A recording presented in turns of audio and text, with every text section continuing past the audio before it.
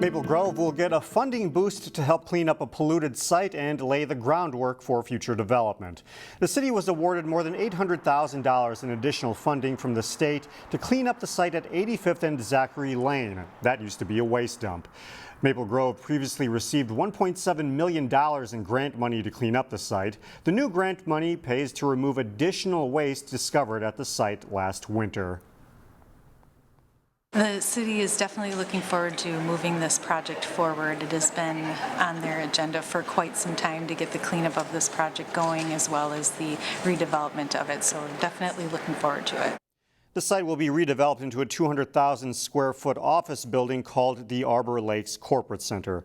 Construction is expected to begin this fall. Thinking about your sewer lines is generally a part of life you don't deal with unless there's a problem. The city of Crystal is trying to get ahead of that game by taking a closer look at its infrastructure. City engineer Mark Ray says the city is trying to develop a comprehensive review of its utilities to see how water and sanitary sewer lines can be replaced over the next 60-plus years. These lines are not upgraded with routine street reconstruction projects, and there are some problem areas to tackle. Biggest challenge area is a section of the city, South 32nd, North 30th, where we've had 10 water main breaks for the last 10 years. We also have another section where there's actually a hole in the sanitary sewer pipe that we found that's a potential risk. A long-term plan allows the city to be intentional about funding resources, as a total rebuild over 75 years could push up to $200 million. Golden Valley's mayor has announced he is running for re-election. Shep Harris announced he's running for a third term. The city council member terms of Joni Clausen and Stephen Schmigdal also expire. Clausen plans to run for re-election.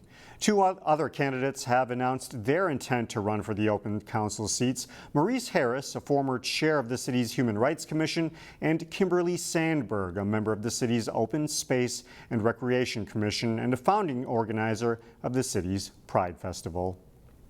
A Robbinsdale family is using art to spread awareness about the environment. Reporter Sonia Goen shows us how the public can get involved in their campaign to save the earth. My art car is covered with lipstick tubes and kisses, things that I have found and found new purpose for. You've probably seen Patty Paulson in her eye-catching lipstick car at events throughout the community. We're environmental activists. Patty and her daughter Nexus are using their creative spirit to save the earth. I'm a recycler. I'm someone that repurposes and reuses everything in my artwork. They started a community art project called Sign O' the Times to raise awareness about what's happening with our climate, to get people motivated to think about what they can be doing to make a difference in the world. The mother-daughter duo came up with the idea to transform old campaign signs into canvas. I've contacted politicians and asked for their old signs if they're not going to be running for office again. Look at how awesome that is. The Robbinsdale artists first have to remove the campaign slogan. So we're just going to white it out like this. The signs are cut down to smaller sizes. One large sign yields about 3 medium-sized signs. Once the blank canvases are dry, they're ready for people in the community to express messages about the environment. About how much they love nature or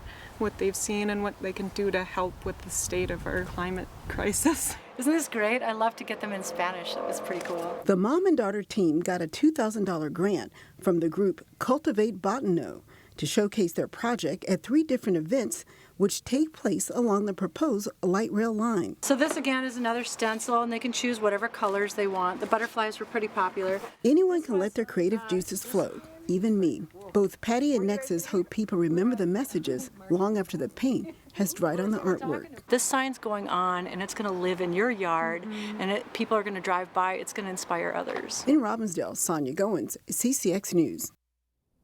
This week in Backyard Getaways, we hit the trails. Photojournalist Dustin Scholl and reporter Eric Nelson found a place close by with lots of biking options. It's really cool, like you're in the woods and you can't tell that you're in a busy area. There's cars all around you or whatever. Once you get in there, it's quiet and it's a nice little getaway. The Elm Creek Park Reserve is located in the northwest burbs, but it has the look and feel of Bemidji or Brainerd. It feels like you're in a state park up north. It doesn't feel like you're right in town. I love that it feels like you're in the middle of nowhere, and it's 10 minutes away from our house.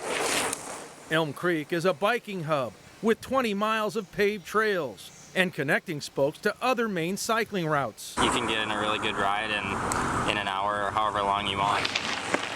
This place is a mecca for people who love riding their steel pony.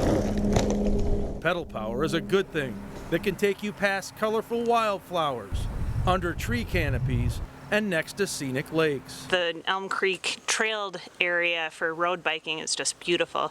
Just last week I was on a trail and a deer was standing in the middle of the trail just looking at me. There's a lot of different little lakes and parks along the way too, so it's really cool. It's scenic and it's a fun little ride. Biking at Elm Creek is win-win.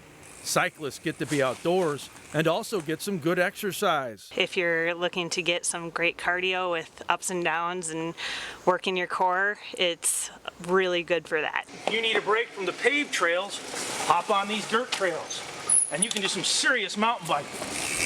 These single-track trails are full of obstacles and challenges. My wife and I have been out here for a long time. It's good for all skills. It's kind of like skiing, green circle, blue square, black diamond. It's really flowy, especially in the blue sections. It's not really slender. So if you're just getting started out, it's a really great way to get started. For Backyard Getaways, I'm Eric Nelson, CCX News.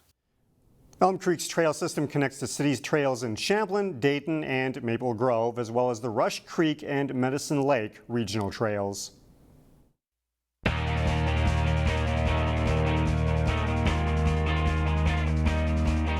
Pan American Games are underway in Peru. Former Hopkins High School and University of Minnesota All-American Samantha Seliger-Swenson is on the USA volleyball team.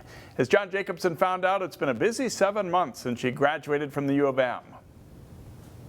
Well, once I graduated from the U, I went out to California to start training with the Team USA, and I was there for quite some time and just worked out and played volleyball every day with some new USA girls and some other girls that have been to 2+ Olympics, so it was really cool and a really good experience. So I think a lot of the things that I learned from Minnesota I had to take with me into this new experience because it's a whole new ball game and all of the women are a lot more advanced than they are in the NCAA. So I've really had to grow and kind of grasp onto some of those lessons that I've learned at Minnesota. You're headed back to California, and then tell me what's up next with the USA Volleyball. I'm going to Peru in August to go to the Pan American Games, which is a multi-sport event. It's kind of like a mini Olympics, so that'll be a fun thing with the opening ceremonies and the closing ceremonies, and then just playing in that tournament for Team USA. And then there's another tournament in Colorado, and then I head off to France to start my first professional season. How much fun is it to wear the USA jersey in competition like this? It's really cool. I mean, I think I felt it for the first time on the 4th of July, even though I wasn't playing in a tournament. It was just a really cool moment to know that I'm representing the USA, and so it's a really special thing.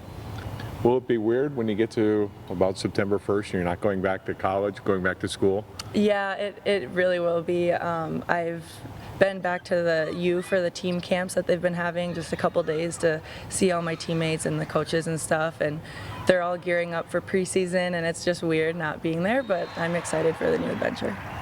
The club in France that you're going to be playing for, how did that opportunity come about? So I have an agent, and he works to find a contract for me, and so this came about a couple months ago, and so I thought it was a really good opportunity. The location is really cool, and it's a pretty good league to start out in. Team USA's first match at the Pan Am Games is August 7th. As we near the end of July, fall high school athletes will soon be making the transition from summer training to team practices. On this week's Workout Warriors, we complete our tour of athletes in District 279 with a visit to Maple Grove. Maple Grove football player Cooper Wegscheid and his teammates hit the ground running and lifting in the summer. So Monday through Thursday, we start in the weight room at 7:30. We work out for about an hour, then we go out to the field, do our skill position stuff, then we do conditioning for another probably 15-20 minutes. That ends around 10:30. Go home and just do whatever you need for the day. I mean, it's fun throughout the whole year, but at the end, everything gets a little bit harder conditioning, so you really have to, it's more of discipline than motivation. At 5'6", and that may be a stretch, number 3 Wegscheid is strong and quick and has made himself into a valuable defensive player. Yeah, well, I mean, I've always been a smaller guy, so I really try to focus on my speed and my strength as much as I can. Kind of helps me to play with a chip on my shoulder too. It's one of my biggest things. But yeah, I mean, you got to put on some weight in the weight room, or else, I mean, I don't think I'd be able to do what I do. Cooper has no doubt the summer work he puts in has made a big difference in his play. You can really tell a huge difference. From my sophomore year to my junior year, I got a lot stronger, I got a lot faster, and I could really tell in the field. Everything we do in here translates out to the field, from running to just lifting and everything. On the day we visited, Wegscheid and his teammates finished a grueling session with their dreaded timed mile run. He may not enjoy it, but Cooper embraced the challenge of getting out of his comfort zone. I'm not the best long distance runner because, you know, I'm just not really built for that, but I work towards it, you know, in order to get it done. So you got to focus on the things you're not as good at so you can kind of be well-rounded. Cooper Wegscheid's finding ways to make his small stature an advantage, and his summer training sure doesn't hurt.